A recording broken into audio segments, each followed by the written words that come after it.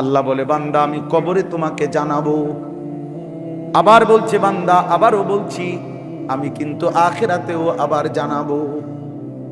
একবার কবরে জানাবো বান্দা করেছিলে কি, উচিত ছিল কি। আবার তোমারে আখিরাতেও আমি জানিয়ে দেব করেছিলে কি, উচিত ছিল কি, সব আমি জানাবো। আল্লাহ বলেন, আমি একটা একটা করে জানিয়ে দেব। তুমি তো গুনে ভুলে গেছো, আমি গুনে গুনে রেখেছি। আমি একটা একটা করে গুনেছি, এক বিন্দু বিন্দু করে গুনে রেখেছি। আল্লাহ আমাদেরকে হেফাজত করে। দয়া করে ঘুরে ফিরে একই কথা। 10 বছর ফরদাবাদ বাজারে জুমার নামাজ পড়াইছি যখন, তখনও যেই কথা আজও একই। আরো যদি 10 বছর বলার সুযোগ হয় তো একই কথা। আখিরাত ঘুরে ফিরে কি, ঘুরে ফিরে কবর, ঘুরে ফিরে মৃত্যু, ঘুরে ফিরে হাসরের মাঠ, ঘুরে ফিরে আমাদের বক্তব্য এটাই, করো ফেরিওয়ালা আমার মাল একটাই, আখিরাতেই ফেরিওয়ালা। আল্লাহ আমাদেরকে হেফাজত করেন। তাহলে এবার দেখেন, ছোট্ট ছোট্ট যে 10টা আয়াত করছি, অল্প সময় এই আয়াতগুলোর তর্জমা শুনে। এখানে আল্লাহ তাআলা প্রথমে 3টা কসম করছেন। 3টি কসম করে একটি কথা বলছেন। একটা কথা বলার জন্য 3টা কসম করছেন।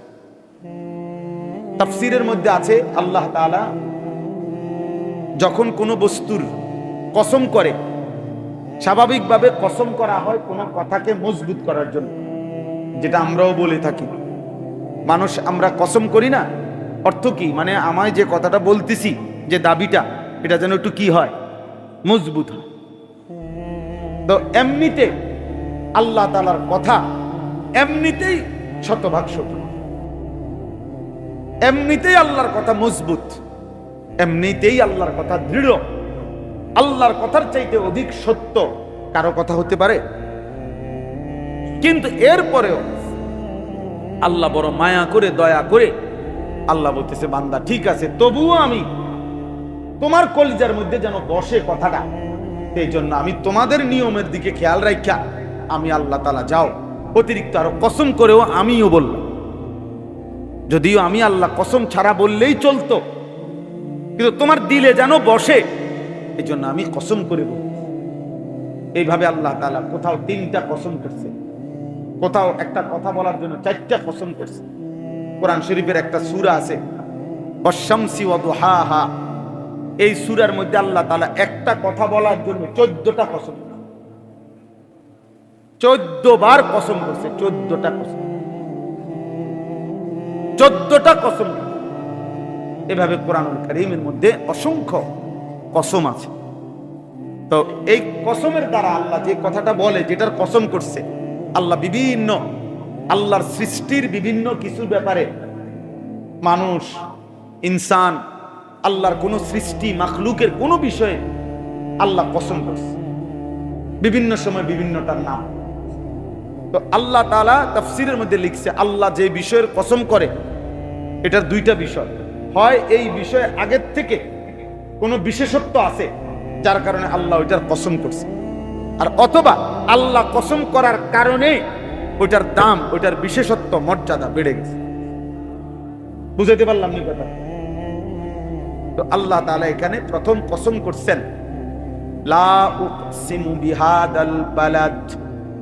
ওই যে সূরার নাম কি বলছিলাম? বালাদ। তো এই সূরার আল্লাহ বলেন, আমি আল্লাহ নবীজিকে বলতেছে, বন্ধু আমি কসম করছি এই মক্কা নগরীর কসম। এখানে এই বালাদ বলতে শহর, নগর বলতে মক্কা নগরীকে বোঝানো হয়েছে। হাদাল বালাদ, এই মক্কা নগরীর কসম করছি। কোন নগরীর কসম? এখন প্রশ্ন হলো, নবীজি যেন মহব্বত করে, আমাদের নবী যেন আল্লাহকে জিজ্ঞেস করছে, মাওলা মক্কা নগরীর কসম করলেন কেন? বুঝেন নাই কথা? আল্লাহ তাআলা যে উত্তরটা দিছে এটা বহুতই মহব্বতের উত্তর, বহুত ভালোবাসার উত্তর। মোহাম্মদ হামেদে হামদে খুদা বস, খুদা মদহে আফরি মুস্তফা বস, মোহাম্মদ আস্তুমি খাহম খুদারা, খুদায়া আস্তু হুব্বে মুস্তফারা। কবি বলেন আল্লাহর প্রশংসায় আমাদের নবী মুহাম্মদ একা যা বলেছে তাই যথেষ্ট, আর নবী মুহাম্মদের প্রশংসায় আমার আল্লাহ একাই যা বলছে তাই যথেষ্ট। মোহাম্মদ হামেদে হামদে খুদা বাস, বাস মানে কি? সারছে সারছে, বাস এইটারে কয় বাস, যথেষ্ট, বাস বাস। খুদা মদহে আফরি মুস্তাফা বাস, আল্লাহর প্রশংসায় মুহাম্মদই যথেষ্ট, মুহাম্মদের প্রশংসায় আল্লাহই যথেষ্ট। তো এই গোটা সৃষ্টি আল্লাহ নবীকে যে পরিমাণ ভালোবাসে তার চাইতে হাজার লক্ষ কোটি গুণ বেশি রব্বে করিম তার বন্ধুকে ভালোবাসে। এইটা এখানে উত্তর দিছে আল্লাহ। নবী যেন জিজ্ঞেস করছে, মাওলা মক্কা নগরীর কসম করলেন কেন? আল্লাহ বলেন ওয়া আনতা হিল্লুম বিহাদাল বালাদ, কেন কসম করছি বন্ধু জানেন? এই মক্কা নগরীতে যে আপনি থাকেন। ওয়া আনতা হিল্লুম বিহাদাল বালাদ, এই নগরীতে আপনি বসবাস করেন। এটা তো সেই মক্কা নগরী যে মাটিতে আপনি জন্মগ্রহণ করেছেন। গত 53 বছর, 63 বছর হায়াতের 53 বছর এই মাটিতেই বেড়ে উঠছেন আপনি। আপনার শৈশব, আপনার কৈশোর, আপনার যৌবন, আপনার হায়াতের লম্বা 53 বছর যে মাটির গলিতে গলিতে, যেই জমিনের গলিতে গলিতে কেটেছে বন্ধু, আমি রব্বুল আলামিন আলো বাতাস, আমি রব্বুল আলামিন এই মাটির প্রতিটা বিন্দুকেই ভালোবাসি। আপনি আছেন বলে। প্রিয় বাপ, প্রিয় নওজোয়ান, সবার কাছে এটা একটা জরুরি কথা। আল্লাহ তাআলা বলছে আমি বন্ধুকে শুধু ভালোবাসি না, বন্ধু আমার যে মাটিতে জন্ম নিছে আমি সেই মাটিকেও ভালোবাসি। বন্ধু আমার যে শহরে জন্ম নিছে আমি সেই শহরের নামকেও ভালোবাসি, সেই শহরের বাতাসকেও ভালোবাসি, সব ভালোবাসি, সব ভালোবাসি, সব পছন্দ করি। এই জন্য কোরআনুল কারীমের মধ্যে আছে আল্লাহ তাআলা বলছে ওয়াদ-দুহা ওয়াল-লাইলি ইদা সাজা। এটা শুনছেন না আপনারা? এই দুই আয়াত, এই দুইটাও কসম। এই ওয়াদ-দুহা এটাও একটা কসম, ওয়াল-লাইলি ইদা সাজা এটাও একটা কসম। এই কসম দুইটার দুই অর্থ। একটা অর্থ শুধু আমি বলতেছি। ওয়াদ-দুহা শব্দের একটা অর্থ হলো আল্লাহ তাআলা বলছেন বন্ধু আপনার ওই পবিত্র আলোকোজ্জ্বল যেই চেহারা মোবারক, আমি আল্লাহ ওই সুন্দর হাস্যোজ্জ্বল আলোকোজ্জ্বল ওই নূরানি পবিত্র চেহারার কসম করছি। এই ওয়াদ-দুহা শব্দের এক।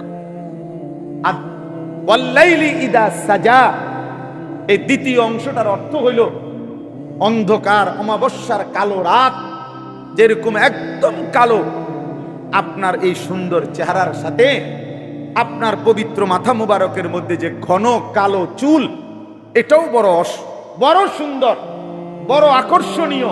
আমি আল্লাহ আপনার ওই সুন্দর আলোকোজ্জ্বল চেহারার সাথে ঘন কালো ওই চুলেরও কসম করলাম। ওয়াল-লাইলি ইদা সাজা। এজন্য বন্ধু নবী সাল্লাল্লাহু আলাইহি ওয়াসাল্লামের সরাসরি চেহারা মোবারকের কসম আল্লাহ করেছে। সেই চেহারা মালিকের কতটা প্রিয় বলেন না কেন? নবীজির পবিত্র কালো চুলের কসম কে করেছে? তো সেই চুল আল্লাহর কতটা প্রিয়। এবার আপনারা ইনসাফ করে বলেন নবীজির ওই চেহারা মোবারক কসম আল্লাহর, যে চেহারা আল্লাহ ভালোবাসে, যে চেহারা আল্লাহর বড় পছন্দের, খোদার কসম সেই চেহারা তো ছিল দাড়িওয়ালা চেহারা। সেই চেহারা তো দাড়িওয়ালা চেহারা।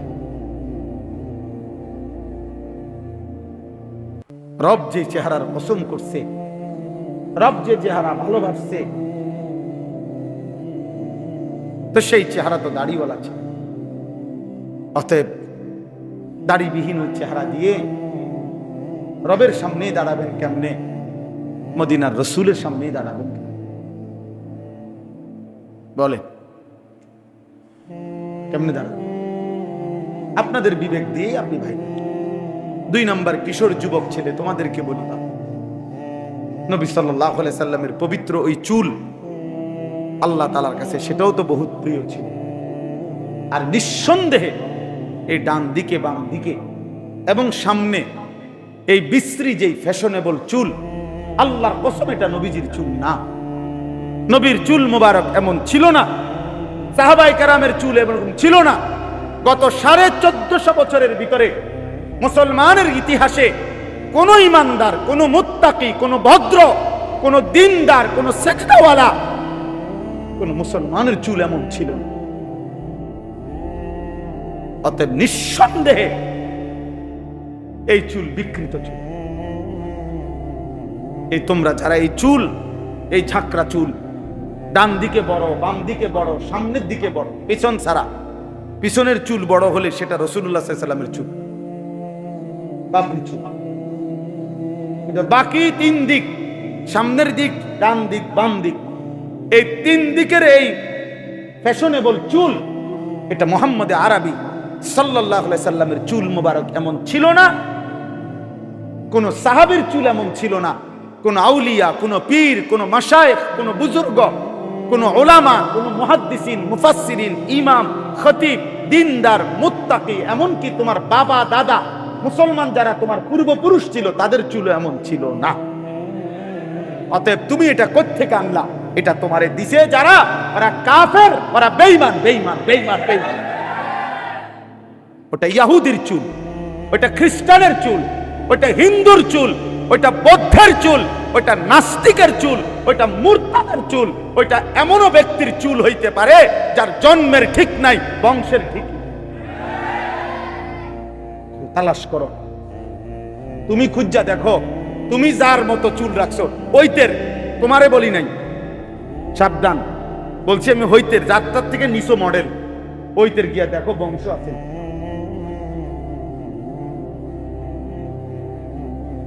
আর এটা নিয়ম। এই পৃথিবীতে কোন মাটিতে যদি পায়খানা লাগে ওই মাটির মধ্যে দুর্গন্ধ, কোন মাটিতে যদি ফুল লাগে ওই মাটিতে সুঘ্রাণ। অতএব আসহবত, যে যাকে অনুসরণ করে, যে যার মধ্যে প্রভাব বিস্তার করে, তার আসর, তার প্রতিক্রিয়া তার মধ্যে হবেই হবে, এটা কোনো সন্দেহ নেই, এতে কোনো সন্দেহ নেই। এটা একবার পরীক্ষিত পৃথিবীতে। আমরা সেই ছোটবেলায় শেখ সাদির কবিতা পড়ছি।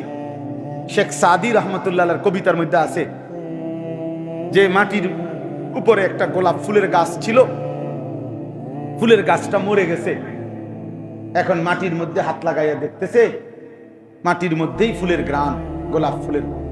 তো ওই মাটিকে জিজ্ঞাসা করছে, হে মাটি, তোমার মাঝে এমন সুন্দর গ্রান আসলো কোত্থেকে? মাটি বলতেছে, হে প্রিয় বন্ধু, বাস্তবিক অর্থে আমি তো আসলে মাটি, আমার মধ্যে কোনো গ্রান ছিল না, কিন্তু এক ফুলের গাছ আমার উপরে ছিল, বারবার আমার উপরে সেই ফুল গাছের পাতা ফুল পড়তে পড়তে ওই ফুলের আসর যখন আমার উপরে পড়ছে, আজ আমি মাটি ও গ্রান হয়ে গেছি। জামালে হামনাশি দরমান আসর কান্ত, এক সুগ্রানওয়ালা ফুল আমার উপরে আসর করছে। অগার না মন হামা খাকাম কে হাসতাম, না তো আমি মাটিই ছিলাম, আমি মূলত মাটিই ছিলাম, কিন্তু এক ফুল আমার উপরে আসর করছে, ফলে আজ আমি মাটিও কি হয়ে গেছি, গ্রান হয়ে গেছি। অতএব একটা যুবক ভাই, একটা যুবক, একজন বিড়িওয়ালা দুর্গন্ধ ওই মুখ নিয়ে কেমনে সুপারিশের জন্য দাঁড়াইবেন? হিসাব করে, হিসাব, হ্যাঁ, আশিকে রাসূল হিসাব করে, অসুবিধা নেই। আমনের আশেক আমনে মিলাই লইয়েন, আমারটা আমি মিলাইতেছি, আর সামনের লোক আমার কোনো ধাক্কা ধাক্কি না, তাই না? আমনের এসকো আমনে মিলাইয়েন, আমারটা আমি মিলাইতেছি। আশ্চর্য হবেন আশেক কাকে বলে, ইশক কাকে বলে। পৃথিবীর সমস্ত কিতাবে আছে আরবি, এটা একটা আরবি শব্দ। ইশক এটা আরবি শব্দ কিনা? আশেক আরবি শব্দ। ইশক বলা হয় তাজাউজু হাদ্দিল মুহাব্বা, অভিধানের কথা, ডিকশনারির কথা, আরবি অর্থ হলো ভালোবাসার সীমা অতিক্রম। অর্থাৎ সে ওইটা এত পরিমাণ ভালোবাসে যে ভালোবাসার সীমা কি করে ফেলছে। তাহলে আশেক তো হইল এমন যার একটা নিঃশ্বাসের মধ্যে পর্যন্ত রাসূলের বিরোধিতা নাই, পরে না বলবে আশেক। আমি হব কে? আমনে আমি কোন দিন হব? পাত্তা আসেনি আমগো, বুঝেন নাই কথাটা?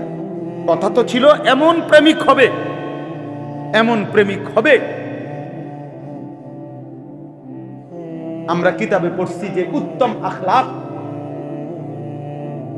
যদি উত্তম আখলাককে বলা হয় তুমি মানুষের আকৃতি ধারণ করো, মানে এটা কল্পনার কথা, কাল্পনিক কথা, যে উত্তম চরিত্র, ওইটাকে বলা হয়েছে যে উত্তম চরিত্র কেরকম, মানে কোন বিষয়ে কেরকম তুমি পছন্দ করো, কেরকম হইলে কয় উত্তম চরিত্র, সর্বোত্তম। এটা তুমি একটা আকৃতি ধারণ করো, একটা মানুষের সুরত ধরো। তো কিতাবের মধ্যে লিখছে মানুষের যেই সুরতটা, আকৃতিটা ধরবে, দেখা যাবে যাকে, যেই মানুষটাকে যে উত্তম চরিত্রের আকৃতি ধারণ করছে, খোদার কসম তিনি মুহাম্মদুর রাসূলুল্লাহ সাল্লাল্লাহু আলাইহি ওয়াসাল্লাম। যদি বলেন বিনয় সর্বোত্তম কতটুকু হওয়া দরকার, সেটা রাসূলের মধ্যে যেটুকু অতটুকু। সবর ধৈর্য সর্বোচ্চ কতটুকু হওয়া দরকার, যদি বলেন সেটা কেউ দেখতে চায় তো মুহাম্মদে আরবিটাই দেখো। যদি বলেন হাসি, যদি বলেন কান্না, যদি বলেন ভদ্রতা, যদি বলেন আখলাক, একটা একটা গুণ যদি কেউ বলে যে এই গুণটা সবচেয়ে সুন্দর, সবচেয়ে বেশি পূর্ণাঙ্গ, কেমন হইলে সুন্দর হয়, খোদার কসম প্রত্যেকটার উত্তরেই আসবে মুহাম্মদে আরবি যেমন তেমন। আমি আর লম্বা বাড়াবো না, আমার কথা এটাই। আপনি বলেন আজকে আমরা রাসূলুল্লাহ সাল্লাল্লাহু আলাইহি সাল্লামের ভালোবাসাকে সংকুচিত করে দিয়েছি, আমরা সংকুচিত করে ফেলছি। আমরা 2-4 ডেকসি খিচুড়িকে নবীর ভালোবাসা সিদ্ধান্ত দিয়ে দিছি, আমরা 2-4 কেজি জিলাফিকে নবীজির ভালোবাসা দিয়ে দিছি। নবীর ভালোবাসা, মুখে বিড়ি, উনি নবীকে ভালোবাসে, চেহারায় দাড়ি নাই, উনি নবীকে ভালোবাসে, 30 বছর ধরে প্রত্যেক দিন ওজনে কম দেয়, উনি নবীরে ভালোবাসে, উনি কথায় কথায় গালি দেয়, উনি নবীরে ভালোবাসে। ওনার বিবি আজকে 20 বছর কোনোদিন পর্দা করে না, উনি নবীরে ভালোবাসে। ওনার ঘরে প্রত্যেক দিন রঙিন টেলিভিশন চলে, নাচ গান নর্তকীর ছবি দেখে, বউ বাচ্চা নাতি নাতনি, উনি নবীরে ভালোবাসে। উনি প্রতিদিন ওজনে কম দেয়, উনি নবীরে ভালোবাসে। আচ্ছা, এটার নামই যদি হয় আশিকে রাসূল, এর নাম যদি হয় ভালোবাসা, তো ঠিক আছে, চলেন, অসুবিধা নাই, অসুবিধা নাই। হাসরের ময়দানেই কথা হবে, কথা বোঝেন নাই? হাসরের ময়দানেই ফয়সালা হবে কার মা আছে কার মা নাই। হাসরের ময়দানেই দেখবেন কয় দিনে মাস যায়, 24 দিনে না 30 দিন, তখনই টের পাবেন। আল্লাহ আমাদেরকে হেফাজত করেন, আল্লাহ আমাদেরকে বুঝ দান করেন। অতএব আমার বাপ রাসূলুল্লাহ সাল্লাল্লাহু আলাইহি ওয়াসাল্লামের সবকিছুকে আল্লাহ তাআলা পছন্দ করতেন। অতএব নবীজির সুন্নাত, নবীজির আখলাক, নবীজির সিরাত, নবীজির সুরাত, নবীজির সুন্নাত, নবীজির কদম কদম অনুসরণ করা, এটাই আমাদের ভালোবাসা, এটাই আমাদের জীবন, এটাই আমাদের দায়িত্ব, এটাই আমাদের কর্তব্য, এর মধ্যেই আমাদের আখিরাতের মুক্তি। আল্লাহ আমাদেরকে তৌফিক দান করেন। আল্লাহ তাআলা বলেন বাকিটা শুধু আর কোনো ব্যাখ্যা নাই। আল্লাহ বলেন আমি কসম করছি আদমের সন্তানদের। এই তিনটা কসম, মক্কা নগরীর কসম, আদম আলাইহিস সালামের কসম, আদমের সন্তানদের কসম। এই তিনটা কসম করে আল্লাহ বলে লাকাদ খালাকনাল ইনসানা ফি কাবাদ।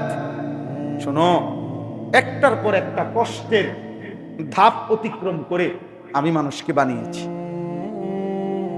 মনে করো বান্দা, আল্লাহ যেন আমারে বলে, আপনারে বলে, মাস্টার মনে করো তো তুমি ছিলা মাটি, সেখান থেকে আমি আল্লাহ তাআলা নির্দিষ্ট খাবার বানিয়ে তোমার বাবার লোকমা হিসাবে খাওয়াইছি। এরপরে তোমার বাবার বীর্যের একটা ফোঁটা তৈরি করছি। একদিন স্বামী স্ত্রীর মিলনের মাধ্যমে বাবার বীর্য থেকে মায়ের জরায়ুতে সেই বীর্যের ফোঁটাটা পৌঁছাইছি। সেখানে আমি আল্লাহ এক ফোঁটা বীর্যের উপরে 9 মাস আমি আমার কুদরতি আপন হাতে, 8-16 বছর বয়সে তুমি আমাকে চেনো না, একটা পুরা দিন চলে যায় তুমি আমাকে একটা সেজদাও করো, এক ওয়াক্ত নামাজও করো। ঠিক আছে চলো। আয়াহসাবু আল্লা ইয়াকদির আলাইহি আহাদ। আল্লাহ বলেন, জিজ্ঞাসা করেন, আল্লাহ বলতেছে যেন আমি করে পরে জিজ্ঞাসা করো, এই আল্লাহর বান্দা তুমি কি এই ভেবেছো যে তোমার উপরে কারো কোনো ক্ষমতা নাই? মাতবুরি যে করো রে, অহংকার যে করো রে, আল্লাহর নাফরমানি যে করছো, কি মনে করছো তোমার উপরে কারো কোনো ক্ষমতা নাই? না কি উত্তর দেন, কথা বলেন না কেন? এই ছেলেরা বলো না বাপ, আইলে কি মনে করছো? কেন নামাজ পড়ো না? কেন সেজদা দাও? কেন হারাম খাচ্ছেন? কেন সারা রাত উলঙ্গ ছবি দেখো বাপ? নারী দেখো কেন? বলে ইয়াকুলু আহলাকতু মালা লুবাদা। আল্লাহ বলে নাফরমান বলে দুনিয়া বেঁচে থাকার জন্য, দুনিয়ার নিরাপত্তার জন্য আমি অনেক টাকা খরচ করি, অনেক অনেক টাকা। হুজুর একটা গেটটাই লাগাইছি 3 লাখ টাকা দিয়ে, দোয়া করেন, এসএস পাইপ দিয়ে, এমন মজবুত গেট আপনি 10 গ্রামে যদি আশা করি আরেকটা পাইতেন। এমন বাউন্ডারি ওয়ালটা দিছি একদম 1 নম্বরে পুরাটা বাড়ির চারিদিকে সিসি ক্যামেরা লাগাইছে। আজরাইল আসবে কি খামখেয়ালি কথা? আজরাইল কেমন? সিসি ক্যামেরা আছে না? আশ্চর্য, আজরাইল কিভাবে আসবে? আজরাইল তো গেট দেখেই ডরাইবে। 3 লাখ টাকার গেট, এটা কি 30,000 টাকার গেট? ঠেললে ঢুকে লাইবে আজরাইলের তো গেটে তো 3 লাখ। এক একটা খাটে তো গেছে আমার 1-1.5 লাখ টাকা করে। আজরাইল আমার এত বড় খাটের থেকে কেন না?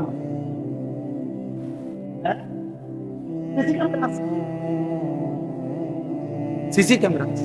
ইয়াকুলু আহলাকতু মালাল লুবাদা। নাফরমান বলে দুনিয়ায় আমি অনেক টাকা উড়াইছি বেঁচে থাকার জন্য। আয়াহসাবু আল্লাম ইয়ারাহু আহাদ। আল্লাহ বলে পরে জিজ্ঞেস করে দেখো সে কি এই ভেবেছে তাকে কেউ দেখে না? কি ভাবছেন? এই দুইটাই মেন কথা এই সূরা। আয়াহসাবু আল্লান ইয়াকদির আলাইহি আহাদ। আল্লাহ বলেন নাফরমান কি ভেবেছে তার উপরে কারো কোনো ক্ষমতা নাই। আর আল্লাহ বলেন নাফরমান কি ভেবেছে তাকে কেউ দেখে না। বলেন তাইলে এই 2 কথার উত্তর দেন, আমার উপরে কারো কোনো ক্ষমতা আছে কিনা? আমাকে কেউ 24 ঘন্টা দেখে কিনা? রাতে দেখে কিনা? দিনে দেখে কিনা? অন্ধকারে দেখে কিনা? একাকিতে দেখে কিনা? হিসাব কর। আলাম নাজাল লাহু আইনাইন ওয়া লিসানান ওয়া শাফাতাইন ওয়া হাদাইনাহু নাজদাইন। এত কিছুর পরেও যখন বান্দা নাফরমানি করতে করতে হাসরের ময়দানে জাহান্নামী হবে, আল্লাহ বলেন চিৎকার করবে নাফরমান, আর আল্লাহ বলবে বান্দা বলো না আমি কি তোমাকে 2টা চোখ দেই নাই? আমি কি একটা জিহ্বা দেই নাই? আমি কি 2টা ঠোঁট দেই নাই? আমি কি তোমাকে আলো অন্ধকার সত্য মিথ্যা জায়েজ না জায়েজ হালাল হারাম কি আমি বলে দেই নাই? দিছিল কিনা? বলেন না কেন? কোনটা হালাল কোনটা হারাম বলেছেন কিনা? হাত পাও চোখ নাক কান অঙ্গ প্রত্যঙ্গ দিয়েছেন কিনা? তাহলে কেন জাহান্নামী হলা? কেন পথ হারাইলা? কেন ভুল করলা? অতএব হিসাব দিন, প্রত্যেকেই হিসাব রাখা। হাসলেও মরে যাবেন, কাঁদলেও মরে যাবেন। আখিরাতের ফিকির করেন, কবরের ফিকির করেন। আল্লাহ তাআলা আমাদেরকে তৌফিক দান করেন। রাসূলুল্লাহ সাল্লাল্লাহু আলাইহি ওয়াসাল্লামের সুন্নাতের উপরে জীবন কাটাবার সিদ্ধান্ত নেবেন। বলেন ইনশাআল্লাহ। উলামায়ে কেরামের সাথে সম্পর্ক গড়বেন, দ্বীন শিখবেন। যখনই সুযোগ পান, আমরা এই জন্য সব সময় মুখেও বলি, উলামায়ে কেরামের কিতাবাদি ছোট ছোট বই কিতাব পড়বেন, বয়ান শুনবেন, সব সময় দ্বীনের উপরে থাকার চলার চেষ্টা করবেন। কিশোর যুবক ছেলেরা, বাবা এই যে কয়জন আমার বাপ, বেঈমানের মতো চুল রাইখো না বাপ। সারা দিন রাত মোবাইলের পিছনে এমন সুন্দর যৌবন নষ্ট করো না, আর ফিরবা না, আর কোনোদিন এই হায়াত আসবে না। 5 ওয়াক্ত নামাজ পড়ো, ফজরের নামাজ পড়ো, আল্লাহকে রাজি রাখো। আল্লাহ তাআলা সবাইকে তৌফিক দান করেন।